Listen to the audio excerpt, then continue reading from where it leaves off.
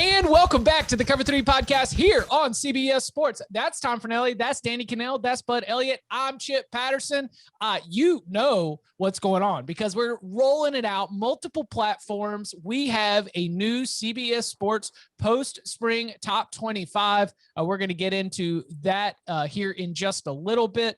The number one team is no surprise. It is Alabama, but elsewhere, it's very interesting to see how the same voters who participate in the CBS Sports 130, our just comprehensive FBS-wide ranking of every single team, we decided to just go post-spring. We're only releasing the 25 here. We will be back with a preseason full 130 a little bit later in the summer, but, just a little taste test now that we've got all the news and notes. And apologies to Stanford because we did not wait until May 22nd to go ahead and declare this post-spring.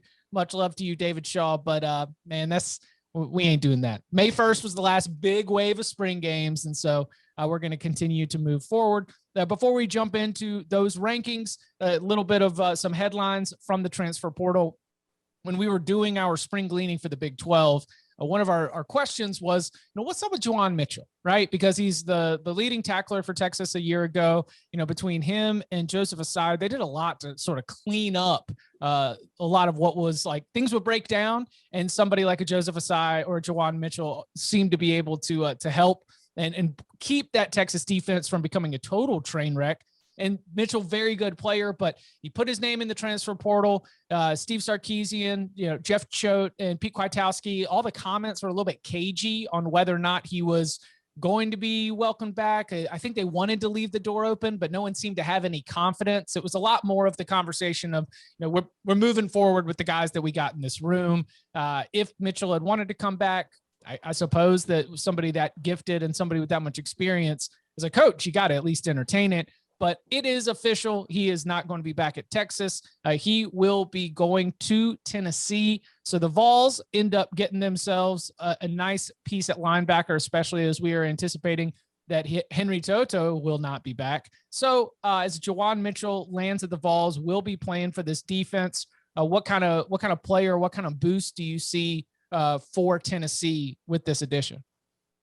I think he can be a productive, physical guy for Tennessee. If you recall back when we were doing our spring game reviews, we noted that the guys on Vols 24/7 were surprisingly saying that they were surprised rather that Heupel noted they needed to add pieces on the defensive line and the linebacking core because that was anticipated to be one of the better units on that team on a defense, by the way, that is pretty widely expected to be a bad defense this year, given what they've lost and the lack of depth that they have. So, given that, it's not entirely surprising that they were able to go out and get somebody who can have some early playing time. I don't think he's a huge difference maker for them, but Tennessee needs all the pieces it can get. I'm not entirely familiar, by the way, with the situation as to why he left Texas. I really didn't read up on that enough. Does anybody else know? No, that I couldn't get when I was doing some Texas stuff and really digging into it. That was a spot where it seemed as though the communication between the new coaching staff and Mitchell maybe was not open or was not strong enough such that any of those coaches were expressing a lot of confidence in there even being an opportunity of him returning. Yeah, I haven't heard or read anything that has any gleaning behind it. I'm just assuming that he was a huge Tom Herman fan and he was heartbroken that Tom Herman was fired. I just think it's great for Tennessee because they were so, like you talked about Henry Toto, but like they need players, and to get another player in there to help Heupel on the defensive side of the ball, which we think is going to be the toughest transition, is a massive addition for them. But I'm kind of with you guys. Like, what was the deal with Sark and the new staff? And maybe it was an opportunity to look somewhere else, and he was tired of his time and wanted to try something different. I do have a prediction. If he gets a chance to have like 100 plus tackles for them, because they're going to be down in a lot of games and teams are going to be running out the clock, and linebackers in those situations. I mean, that's how these guys from BC or some of these bad Boston College teams, these bandy teams, end up with 100 plus tackles. So very possible. You're going to 100 plus tackles for Juwan Mitchell in 2020. Sneaks his way onto an all SEC team. Chip starts talking about him like an NFL prospect because he's an All-American. That's sort of the way that this goes for Juwan Mitchell. Pretty much, yeah. Yeah. The Jameson Williams, St. Louis native, speedy guy, track guy, 300-meter hurdle guy, never really had a huge statistical impact in the passing game for Ohio State, but certainly a lot of talent, former 4-star prospect. He had 9 receptions in 8 games, 2 touchdowns, logged a lot of participation. I think a lot of that probably coming from special team and sort of the way that that wide receiver room goes. Tom, there was a little bit of a moment where we were wondering if Jameson Williams is going to land potentially with Illinois, and he announced on Monday he plans to transfer to Alabama. I'm sorry for Coach Bielema and the staff who thought they might have been getting themselves a nice little threat at the skill position. When you were thinking there was a chance he was going to be at Illinois, what'd you think about Williams? And I will say, like, I don't want to just sort of jump out this. I will say the fact that Alabama is bringing in wide receivers might speak to the confidence that Bill O'Brien has in that wide receiver room, where, obviously so many pieces that are left, like 4 first-round picks of the last 2 years. But, in my mind, I was kind of like, all right, best wide receiver room in the country. Ohio State's number 1. Oklahoma's right there. Clemson's got a lot of talent. And don't forget about Alabama, Agiye Hall, blah, blah, blah. Maybe it's not as deep as we think. And maybe this edition tends to point that way as well. But Williams as the player, and then are you sad to see him not be in the blue and gold and orange next year? I would have loved to have seen him at Illinois. I didn't ever really think it was a legit shot at happening. But my takeaway is kind of the biggest one that you get too. It's, he's leaving Ohio State for a lot of the same reasons we saw Mookie Cooper, who is another St. Louis area kid, left Ohio State. He's now at Mizzou, where with like Garrett Wilson there and Chris Olave coming back for another season, there's not really a very open door to playing time. So when I saw that he was going to Alabama, I was like, because I know Alabama heavily recruited him out of high school too. So obviously there's a relationship there with the coaching staff, which helps a lot when it comes to the transfer portal.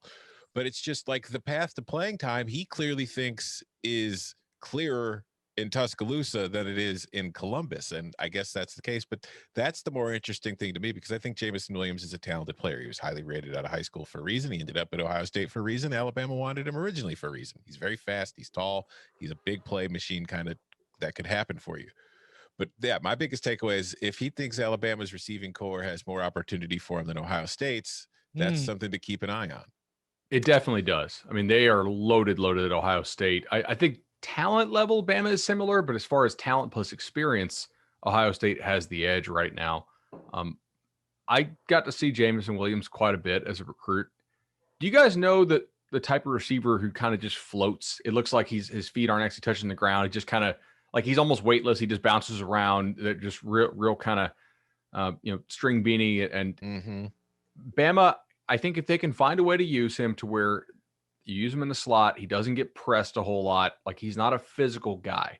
His hands are decent, not amazing. He did have a drop in the Ohio State, spring game, and he was not going to start for them. In fact, I think Jackson Smith-Njigba was going to take his spot at Ohio State. So he was probably going to be their 4th or 5th receiver at best. But if Bama can use him creatively in the slot, I feel like he could be very productive for them. I think this is where Saban, this is exactly what he was addressing when he talked about the transfer portal. And he said about the whole philosophy of it, he said, we're going to lose some players on our team that probably weren't that good.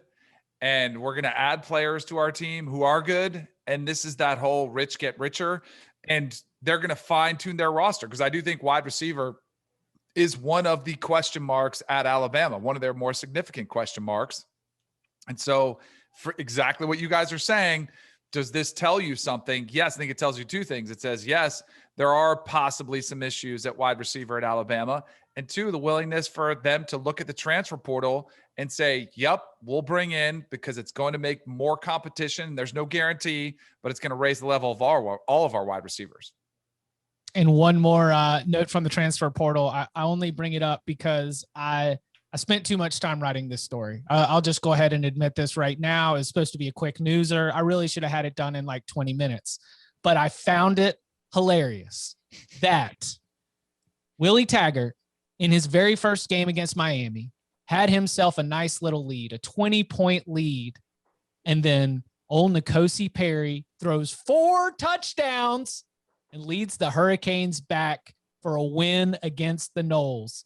And I think that Willie Taggart has been out here telling all of his peers, he was like, no, that's a special player. Listen, we just got beat by a special player that day. And you know what his assistant coaches did? They said, all right, you think he's so special? Offer him. Offer him, Willie. He's available. He's in the portal. Go and offer him. So Willie Taggart, after saying that he got beat by a special player, has now offered a N'Kosi Perry a scholarship, and N'Kosi Perry has decided he will be transferring to FAU for the conclusion of his college career. You know, N'Kosi Perry leading Miami back to beat Florida State is probably the career highlight. He sometimes got called on because of injury. Sometimes he got called on because like Malik Rozier was sort of in and out. Had a 4-year career with the Hurricanes, but you know, I was looking at even who was in that FAU quarterback room.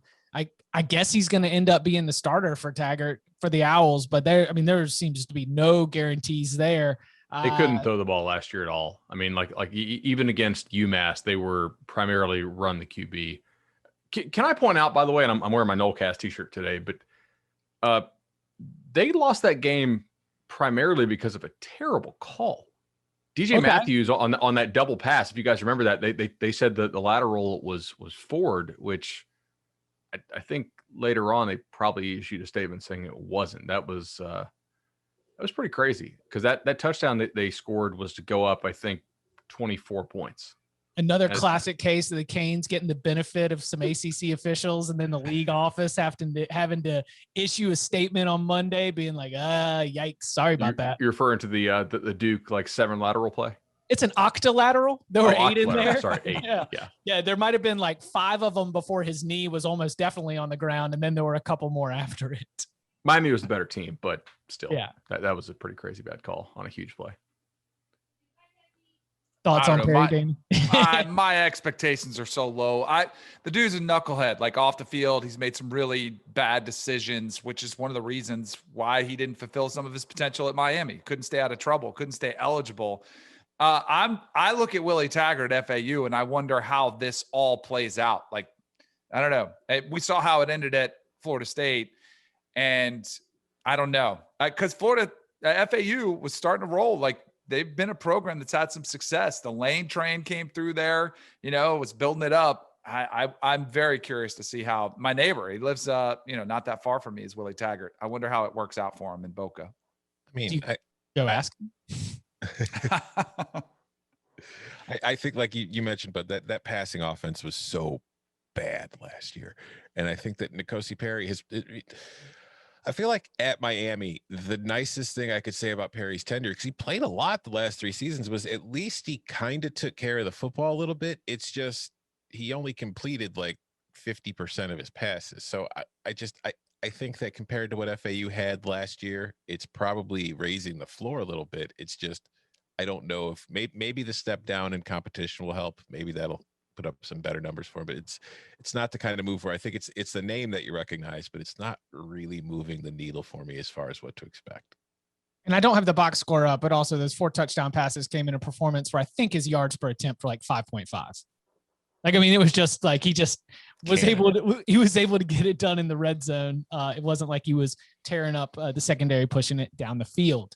The Champions League is close to crowning a champion with the second leg of the semifinals this week. The K Galazzo podcast provides previews, recaps, analysis, and betting tips for Champions League and Europa League. Listen in as the team chats with UEFA team insiders to give their picks on which team takes home the Champions League title. Follow K Galazzo wherever you find this podcast. Coming up on the other side, breaking down the CBS Sports post-spring top 25. A lot of ballots were sent out. A lot of ballots were put in. And I got to tell you, the composite, it's got me scratching my head in a few places. We'll discuss those next. Okay, so as we're recording this, it has not yet been released, but I have, according to all of the company lessons and seminars I've been in, I told you guys it was confidential, right? That's what we're supposed to do. We're supposed to flag it as confidential. I told my whole family. Flagged as Did you guys complete your security training for I did my internet security training as part of ICOM CBS. I know to forward emails that are phishing to a certain place and some other stuff. Yeah. Speaking code of defense. behind the curtain stuff, Danny, when I was on the show, on your Sirius XM show with you this morning, I went to go look something up and I had to log into my email because like we were going to talk about, and I can't remember what it was, but I had to look something up. So I had to log into my email, and I get the thing that we get sometimes where it's like 100 times you log into your CBS email and you go right in. And then there's that 101st time where you log in and it's like you have to sign into the security Okta thing. But then the Okta sends you like the push notification to your phone. But I'm on the radio with you on my phone, so the notification's not coming through. And I'm trying to log in, and I'm like sitting there. And, that's what it was. I was trying to look up the name of the Notre Dame freshman QB, Buckner. And I'm like, oh God, what's the kid's name? And I'm like stalling in my answer. I'm stalling, and I'm like, come on, you damn phone! I need to get in and get the damn name. Or you have the one. Which one do you guys have? I switched it because I used to have the authenticator, where it was really pressure. The pressure starts to sit in because that little spinner goes around. And if you don't type in the number fast enough, it switches numbers on you. So now I'm back to old school, just straight text me the number. Yep. Text me the number and I plug it in. Tell me you were born in the 70s without telling me you were born in the 70s. But yeah, so that is internet security. Thank God the Russians won't get our emails. There is a hack, by the way, which I will share with you guys offline. Oh, okay, cool. Well, I definitely won't use it. Yeah, I would never do that. I follow all of the policies and guidelines of Viacom CBS that I learned. I don't use it either. I training just seminar. In theory, if you wanted to know. All right, on to this post-spring top 25. For the listener, I'll run through it real quick, and then we can come back and reference some of these. But Alabama starts out at number 1, Clemson at 2, Oklahoma at 3, Ohio State at 4, Georgia at 5. Alabama, Clemson, Oklahoma, and Ohio State all finished in the top 5 when we did our final 2020 CBS Sports 130. Just, a little bit of a flip-flop where Ohio State was at 2, now they're at 4. Oklahoma was at 5, now they're at 3, and Clemson at 2 after finishing at 3. Georgia up 2 spots from where they finished last year. They were at 7, now at 5. Iowa State at 6, North Carolina at 7, Oregon at 8, Texas A&M at 9, and Cincinnati at 10. Again, in the entire top 10, 8 of them all finished last season in the top 10 of the CBS rankings. North Carolina, which was at 17 at the end of last year, at number 7. Oregon, which was number 31 at the conclusion of last year, up at number 8. Notre Dame, which of course finished last year after a 10-2 season, at number 4 in our rankings, kicks off the next little batch at number 11, followed by Wisconsin at 12, Florida at 13, USC at 14, Miami at 15. LSU made the second biggest jump from where they finished last year to where they are now. They're at number 16 in our post-spring 2021 rankings. They were number 52 at the conclusion of last season. Texas follows LSU at 17, Iowa at 18, Penn State at 19. Oh, that's actually the second biggest jump. They were 54 last year. Penn State at 19, Washington at 20, Indiana at 21, Arizona State at 22, Michigan at 23, Coastal Carolina at 24, and Oklahoma State at 25. Michigan was at 92 when we ran our final ballots for the 2020 season after their 2-4 performance. Penn State was number 54. So again, big moves up for Penn State, for Michigan. In total, we are looking at a Big Ten that has the most teams in the top 25 with 6. The SEC has 5, though all 5 are in the top 13. Pac-12 and Big 12 with 4 each. ACC 5th among the Power 5 teams with just 3 each. Sun Belt and American each have 1. And Notre Dame, out of the ACC's bin, back all into Indy life.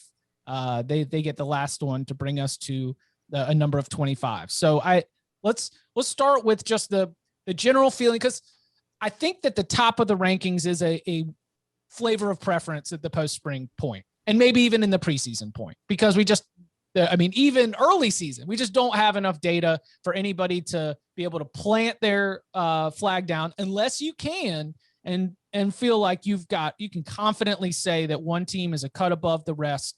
I will say that in that top group, my number one did not finish in the top two, but I'm curious to see how y'all have those top teams sort of lined up against each other at this point after spring practice. My top six are the exact top six in the poll. In order? Yeah. So we're just posting Tom's rankings. Are we sure this was aggregated or combined, or is this just Tom's? Just I had Ohio State number one. So I know that, at least somebody else is out there not agreeing with that. I've got the Buckeyes as my number one. And I think that, I'm looking at Alabama and I'm saying, man, we are doing a lot of just like, yeah, it's going to be great with Bryce Young and with an offensive line and a wide receiver position and a running back room that's deep, but just seems to be a lot of just, passing things along without putting under a little bit more scrutiny. I think Ohio State's offense is more proven. I think that Clemson gets, concerns about the offensive line. Running backs, you got a lot of good options, but they still got to go out there and prove themselves. And then Oklahoma is probably intriguing, but to me, the Buckeyes seem to have the least amount of questions, and they seem to have the offense that I consider the best offense in the country if we're power ranking it going into next season. That's why I've got the Buckeyes number one. Who's playing the quarterback? Just curious. CJ Stroud, I would assume. Okay. So you're assuming that. You don't know that for sure. No, I'm saying that whoever wins it, it's going to be fine. We'll just be fine. All right. Because I do that's where I would have Oklahoma number one, because you guys know the priority that I would put on quarterback returning, somebody we know for certain what we're going to get. And even though we've seen some good out of DJ Uiagalelei, we've seen some good out of Bryce Young in a very, very slim window. We've seen some good out of three Ohio State quarterbacks in a very, very slim window. JT Daniels, we saw 4 games, pretty good, but Spencer Rattler is the most experienced, most proven of these. And I do think you have to consider schedule too. Oklahoma's schedule is by far the most manageable. And this is where it gets interesting with preseason top 25s. Like, is this projecting? How do you do it? Right. Are you projecting who you think will be number one at the end? Are you saying, hey, if they face right now? It's a confusing exercise sometimes. But I do think, all things considered, and you guys know on here, I've been bullish on Oklahoma, saying I think they're going to get their first playoff win. I think they've got their best chance. Their defense is getting better. The amount of returning starters on both sides of the ball, I think Oklahoma makes a really firm case for that preseason number one. But kind of to what we're all talking about, the top 4, top 5, I mean, you could make a really good case for any one of them, and I wouldn't push back too much on any one of them. Danny, I think you really nailed it there. I mean, if you want to get all hot takey, you can, but to me, there's 5 teams that pretty clearly stand out above the rest. I guess the only pushback I would have on this is I'm not so sure that Rattler is that much more proven than DJ. I know that maybe, but like he had some pretty shaky games against some teams that were, quite frankly, bad teams. DJ had some really nice moments against big time teams, as did Rattler. DJ has a better pedigree. He was a better player as a recruit. There's no doubt he would have been ranked higher than him if they were in the same recruiting class. Same for CJ, by the way, at Ohio State. Like, Rattler would not have been rated higher than those guys, I don't think, if they had been in the same class. And so I do default a little bit to the recruiting rankings when we have guys that don't have that much experience. But I don't have any problem with any of this. Let me throw this out to you. I listen to some Sirius XM radio, not Danny's show, but they were like, this has got to be Iowa State's year, right? I think it was last year. I think that you can actually argue they kind of missed their window, right? Now, I'm not saying they can't win the Big 12 or they can't go to the playoff at Iowa State, who is our number 6? Mm-hmm. But I don't group them with the top 5. Agreed. I think last year was their real shot to do it. I mean, they have a shot this year, but I think last year was a better shot to do it for the Cyclones. When it came out for me, like, I didn't really have difficulty until I got to number 6. Like, honestly, like my top 5 was pretty simple to me. I didn't have to put a whole ton of thought into it. It was Alabama, Clemson, Oklahoma, Ohio State, and then Georgia. I feel like is the best of that your playoff favorites. And then I did kind of start, like I have Iowa State at 6, and I did kind of like, that was where for me, I think the whole exercise became an actual exercise. That's where it's like difficult, because I feel like those 5 teams I listed are obviously probably the top 5 teams. It's just after that, like it's not all that dissimilar to what we saw last year, where it's that whole 6 to 10 range really isn't that big of a difference between those teams and then like the 11 to 15. So when we go by tiers, I kind of, it's all kind of jumbled to me. And I put Iowa State there simply because of the amount of players that they have back, the amount of experience that they have back. But I do wonder if their ceiling truly is number 6. Like, I feel like Iowa State is a solid team to be in the top 10, and it's definitely going to be a team in the top 15 to top 20 range. But I wouldn't be shocked at all if this is a team that ends up losing 2-3 games and gets, booted out of that area pretty quickly. So I had them ahead of North Carolina, who I had at 7 in my spot, or 9th in my spot, finished 7th in the poll. I had Oregon at 7. I had Wisconsin at 8. But like, those teams, to me, were all very similar. And I think I look at Iowa State kind of just like as a Big 12 Wisconsin, where it could go 10-11-1, or it could go 9-3, 8-4. But Tom, you just said, is their ceiling really number 6? I think the answer to that is easily yes. My question is, like, how certain are we that they're going to be a top 10 team? Like, to your point, I almost, the way you phrased that was just kind of interesting in my head there. What is Iowa State's floor? Oh, like I can tell. 20 team? Top 20. Yeah, no, maybe even, top 20, 25. Maybe you could say top 30 if we're going to look at this like outside of the poll world and in a little bit more of a full power ratings world.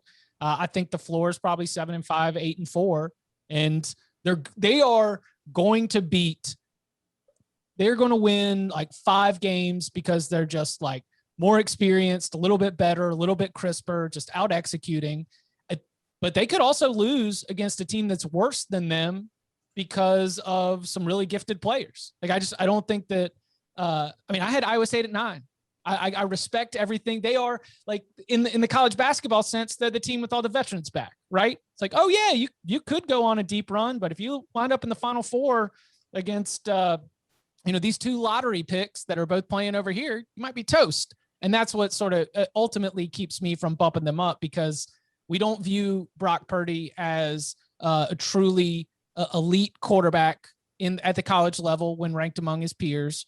And so you're relying on really good defense and a strong running game, and Charlie Kohler, good tight ends. Like, it's a very almost Notre Dame-ish type look at it. And if so, then you got to apply like the Notre Dame kind of model, where you can be awesome and you can win a whole bunch of games, most of the games. But when we are judging you against the rest of the country, there's going to be a cap on where we're going to put you. Do you know who was, I don't know if you know this offhand, who was the biggest riser post-spring and who was the biggest faller post-spring? Like from the way too early, right after the season poll to the now poll. This was our first as a collective. So this was our first. Gotcha. Yeah, the only adjustments that we have are from the end of last season. So that's like where Michigan's the biggest riser in that they jumped I think up. Is ridiculous. Like I don't think Michigan should. This is what bothers me about the preseason polls is that, and I'm not calling any one of you guys lazy, but I do think there are lazy. But like, I've done these polls before. When I get past 15, I start mailing it in and saying, all right, they must be pretty, like, they got a brand, Michigan. Yeah, they're pretty good. Like, and you just, but if you start researching it, they were 2-4 last year. They still have a lot of question marks. They have entirely new staff. Like, are they really deserving of a top 25 spot? And they probably aren't. Right. And so, like, I don't know, there's some of the back end that bothers me. And that's like Indiana. Didn't any of our voters listen to this podcast when I was promoting Indiana's success last year and what Tom Allen is bringing? And they have the season that they did, and we come in here and we drop them in. Where are they? They're 21. They're ahead of Michigan. 21st. Come on. Ahead of Michigan. I'll take Michigan to finish ahead of Indiana in the poll. Ooh. You want to throw up a bet? That is a good one. I think Michigan's a better team than Indiana. I think Indiana played at sort of the very top end of their potential range last year, and I'm not buying them to take another step. I had Michigan at 23 on mine, 2 spots below Indiana, but they're the 6th best team in the Big Ten at 23 in my rankings. So I get what you're saying, but I do think that talent-wise, it raises the floor of what they could be. Like, I think they're going to be a top 25 team. I don't know if I'm going to have them competing for Ohio State or anything, but the interesting thing to me, like you mentioned, the risers, like LSU takes a big jump, which I think is clearly just based on the fact that it's LSU. And then what surprises me more than anything, and it's another team we've talked about in here because LSU is ranked, the Cajuns aren't. Like that was ridiculous. I had them at 25th on my ballot, but they didn't even make, the top 25 in our final. And Northwestern, obviously, I had them at 27th. They didn't make it. I had LSU at 29th, and they finished at 16th. You had Northwestern 27th? Yeah.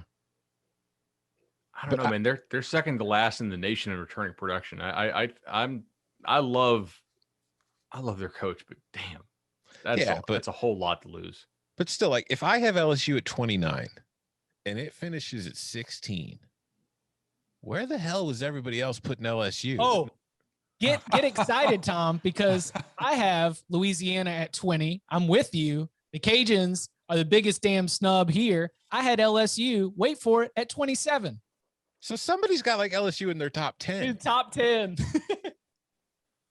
We need to find out who had LSU in the top 10, and we need to have them on. And we need to Which SEC homer was that? It's got to be Barrett. Barrett, did you put LSU in the top 10? Exactly. It's definitely Barrett pumping that SEC.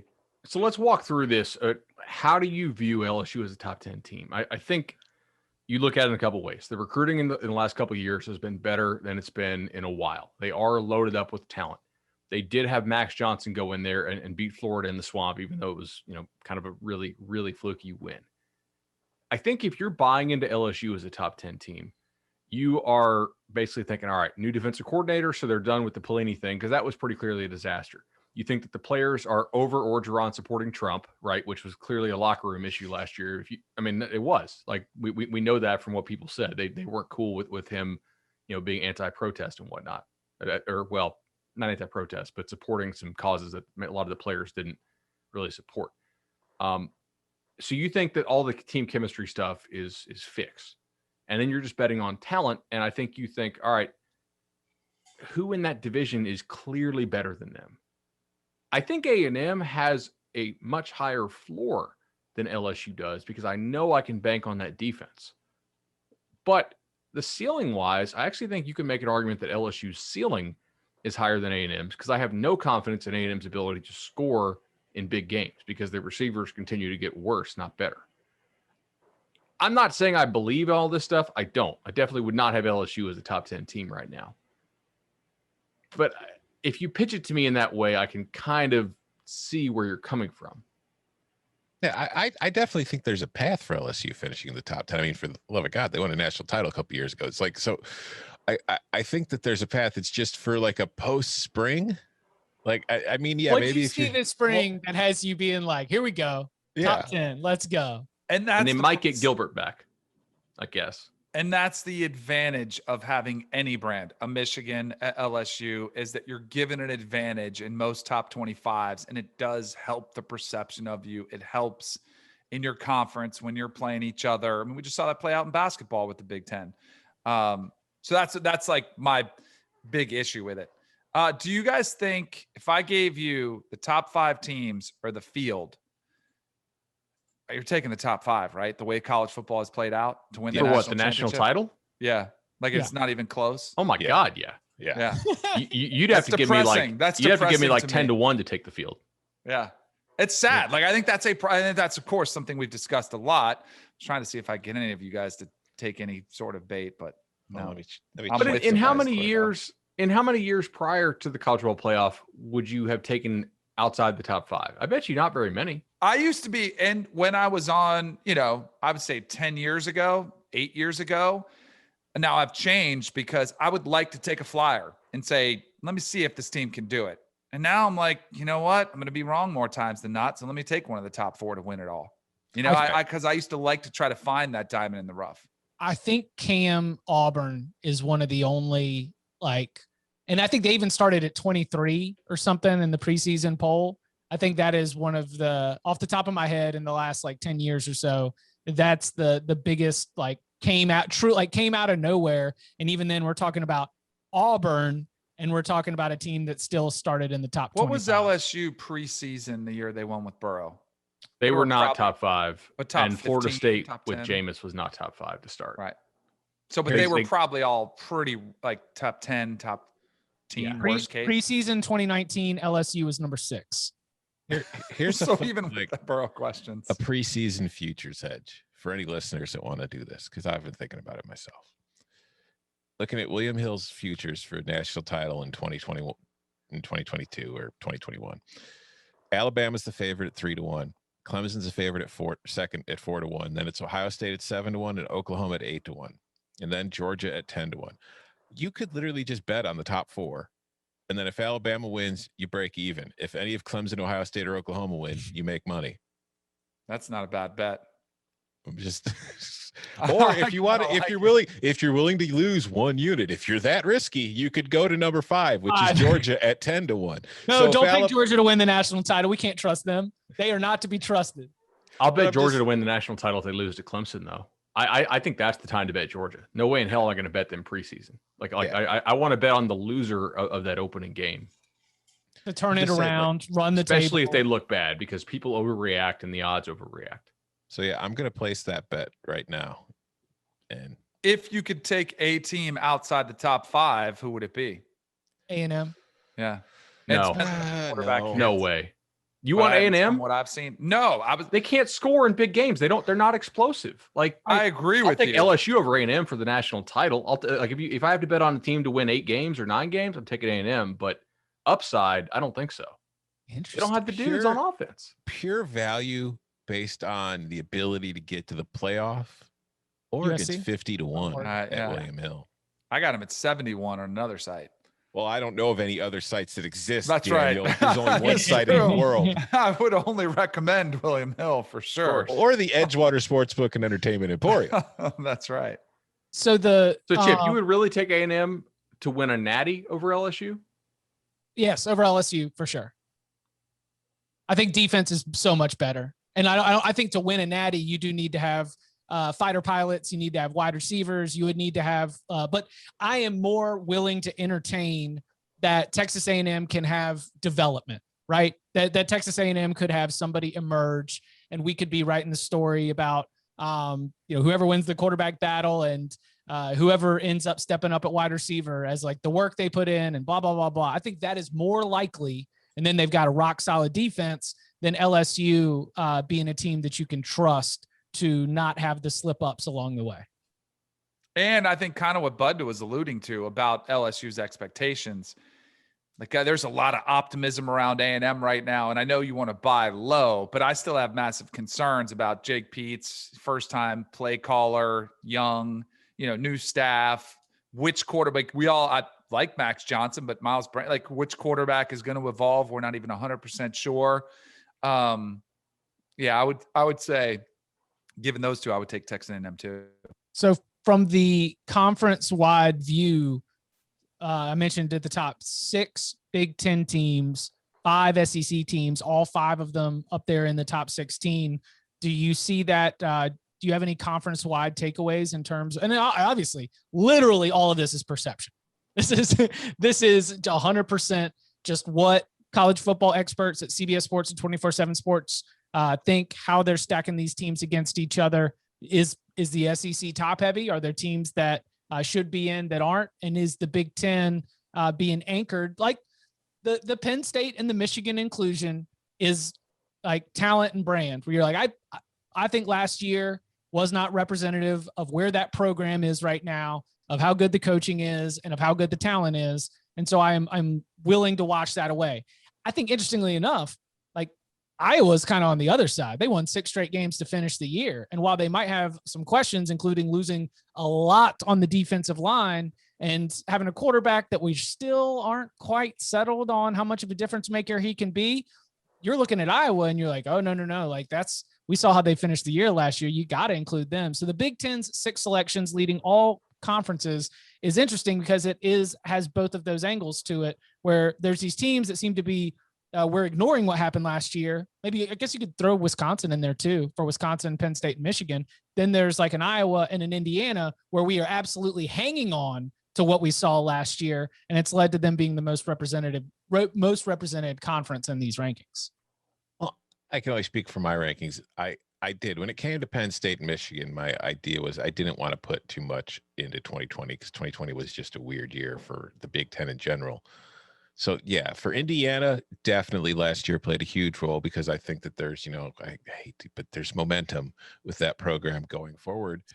And then for Iowa, I mean, they did win. They were hot to finish last season, but me including Iowa in my top 25 isn't about 2020. It's just about what Iowa is at this point. It's a top 25 program. It's going to end up in there somewhere. Maybe it finishes just outside in a bad year, but it's always hovering around the top 25. So that's why I had that in mind. I think we could say the same thing as far as ignoring 2020 for, again, LSU to be up as high as it is. That's ignoring 2020. Guys, I think that really between about 17 and 45, there's really very little difference. And the number 25 is just an arbitrary cutoff, right? It used to represent about the top 25% of college football back when we only had about 100 teams in D1. Now we have 130 teams in D1. So if you want to look at the top, 25% now, you got to really kind of expand it out to like the top 40 or so programs. I'd say one team that I had in mind was NC State. I think NC State's a better team than Indiana. I think they're a better team than a lot of these teams that were listed. I don't really buy into I think I would take them over Oklahoma State. So for me, yes, the SEC is tops because they have a lot more teams that I feel like are safely inside that top 15 range than the Big Ten does. The Big Ten has a lot more of those sort of fringe top 25 teams, I think, particularly in the East with Penn State, Michigan, and Indiana. So I'm like a little more confident in the SEC. One loss and you're bounced. When you're in those spots, you're in the danger zone from a rankings perspective, where one loss and you're probably not going to be in next week. Yeah. Also, I have TCU over Oklahoma State in the Big 12. I do as well. I don't get the Oklahoma State love. Do you guys have Oklahoma State high? If so, sell me on that if you would. We turned in 30 to get this top 25. I had TCU at 26. I did not have Oklahoma State. I had NC State at 28, which wouldn't have made the top 25, but I did not have Oklahoma State at all. I did not have either in my top 30. Neither TCU nor NC State? Nope. Boy, you're missing out on some good hype trains. I had NC State at 30 though. I was on the Pac Prod podcast this week. Boy, they are excited about competitive depth. We're finally feeling like we got some competitive depth at NC State. It's gonna be a big year. I mean, they draw. Oh, and to your point, Danny, I do not think about it from the perspective of what's it going to be. When I'm ranking, I'm going like power rating style. Like if I was to who do I think is better? Who would I like? I always lean on actual power ratings if I'm talking about like setting a mythical betting line, but it's like, who would I pick? You could set a line, but who would I pick among these teams to play on a neutral field? That's how I would do it, because NC State, while their team is, I'm with you, bud.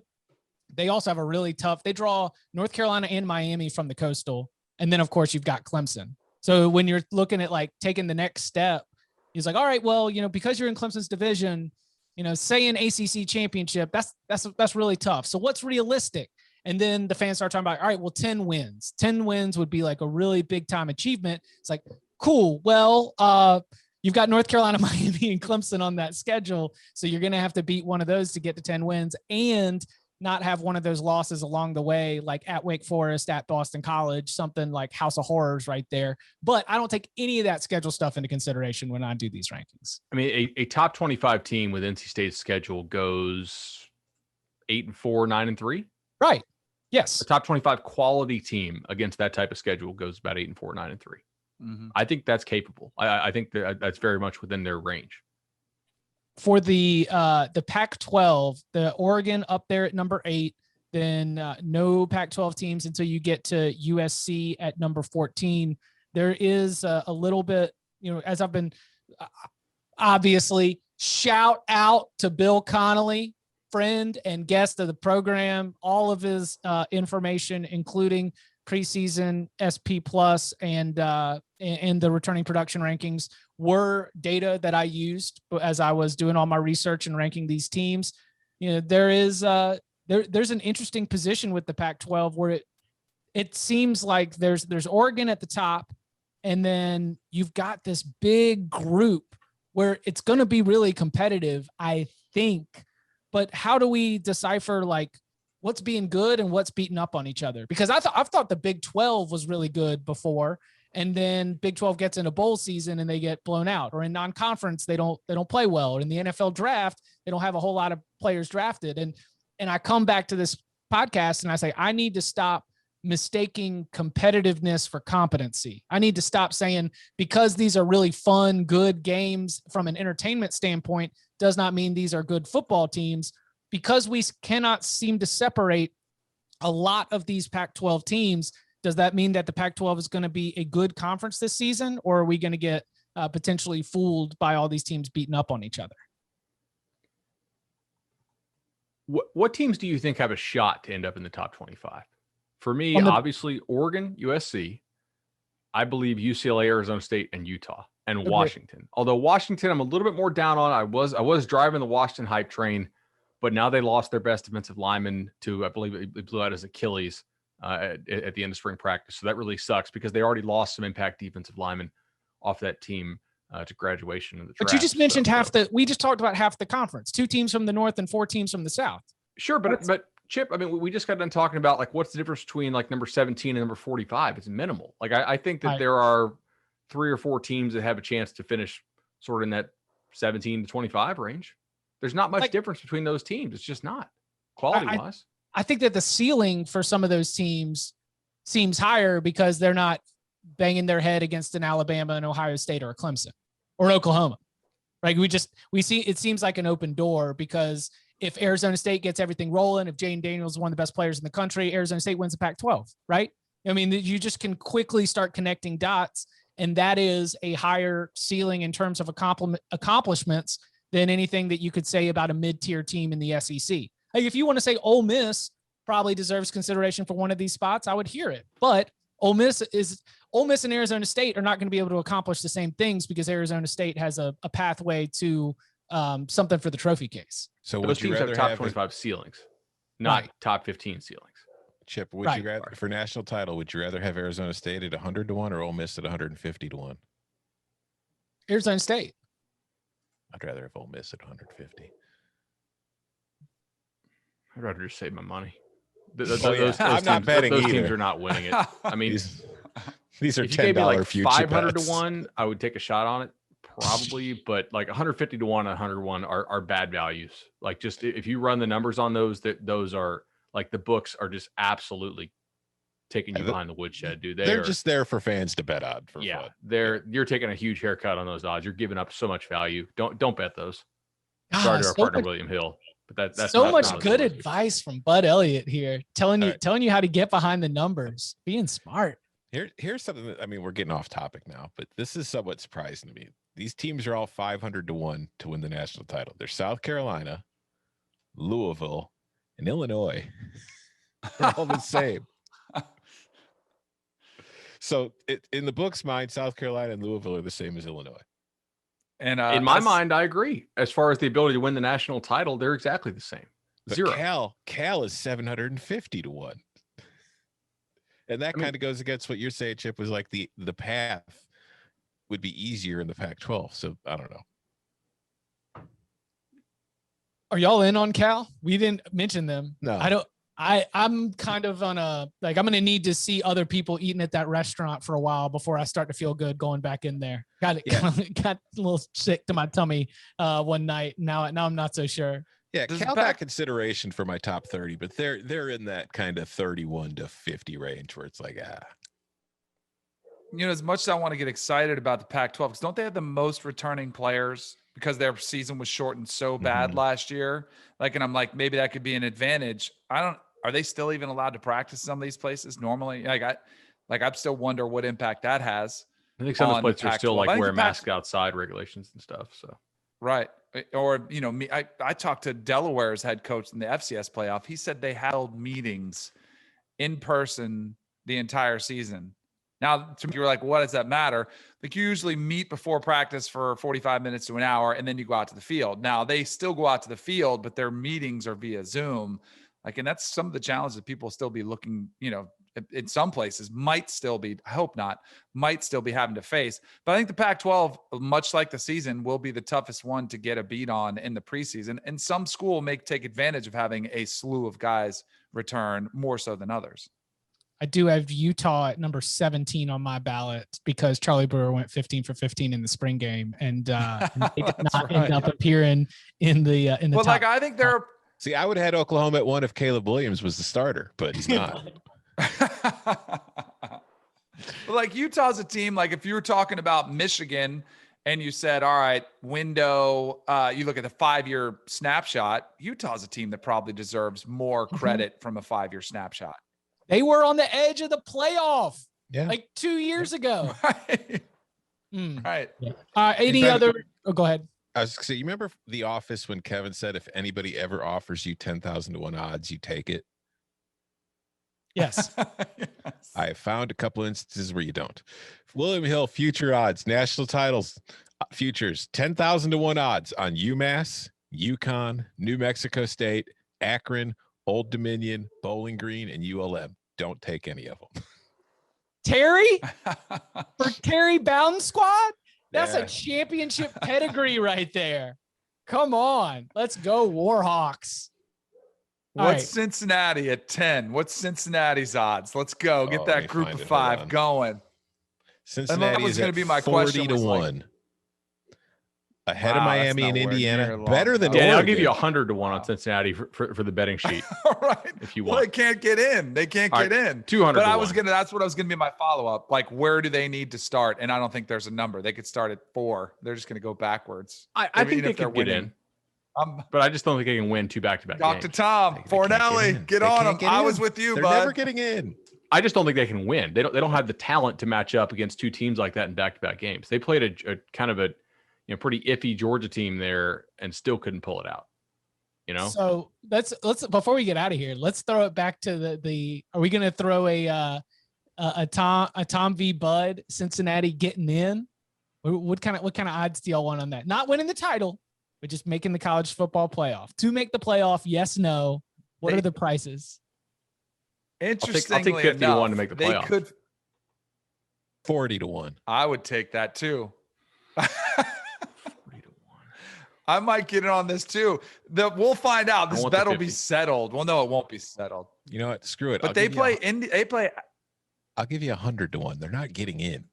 All right, I'll take 100 to 1 to make the playoffs. Yeah. 2007 did I'll take happen. 100 to 1. I'm going to be pumping them All right. for days. In the first month of the season, they play at Indiana and at Notre Dame, 2 Yeah. preseason top 25 teams. They And could as soon as have they a lose deep one of those run. games, done. Guys, Done. coincidentally, Danny just booked me as a guest on his Sirius XM show every single day of the football season. Oh, Yes, The Cincinnati we'll be segment. There you go. Cincinnati segment. We will be hyping up Cincinnati. Yes.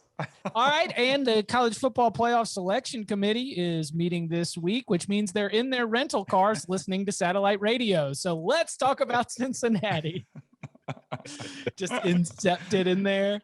Yeah, that was like Will Brinson pumping up the Phillip Rivers for MVP for a couple years ago, just doing it for the pack.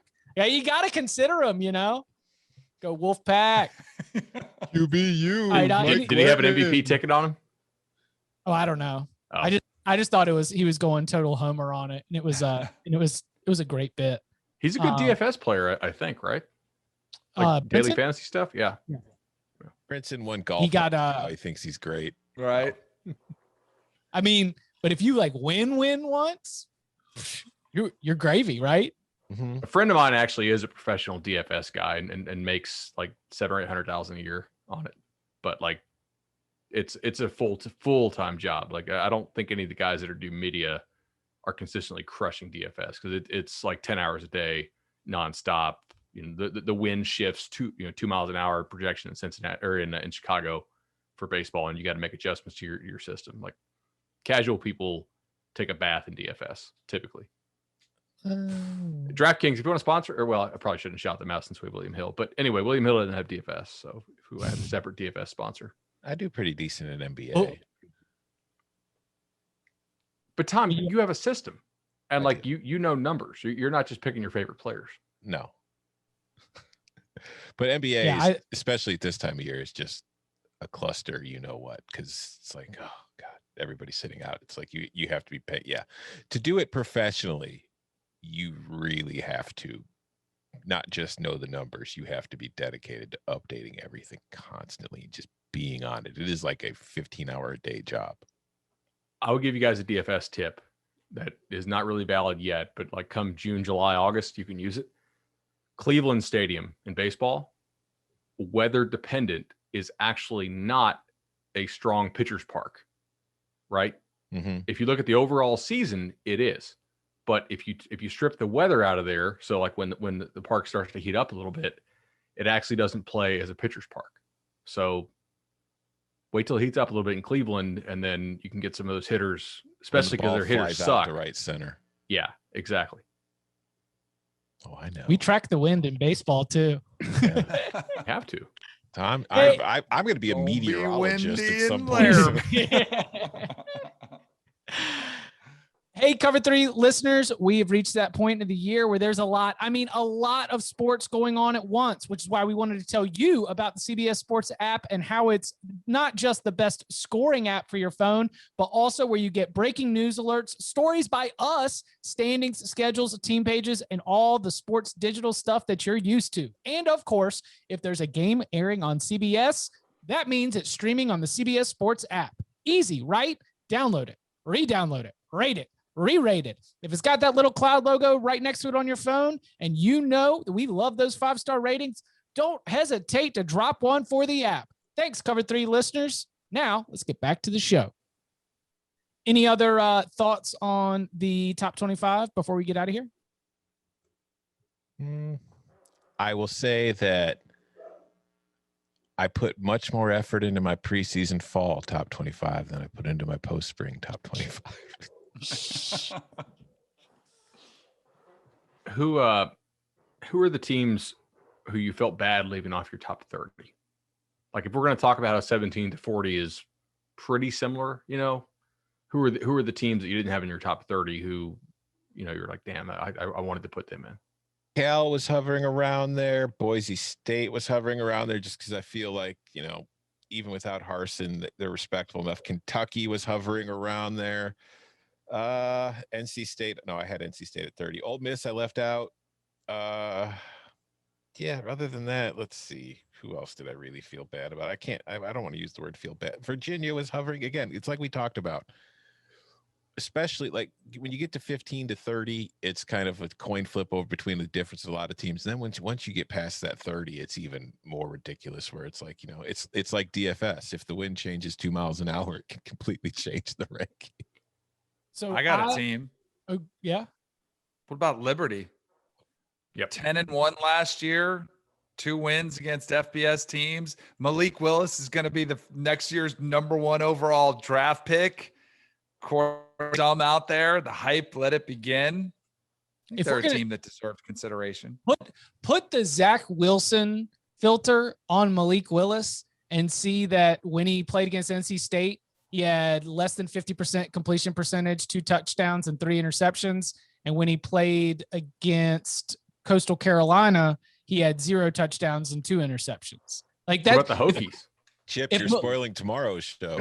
If Malik Willis is a first-round pick, then I truly have lost this battle. And what happens in pads on Saturday does not matter one bit. It's all about the the attributes, the talent, the size, the projections, upside. It's all about the ceiling.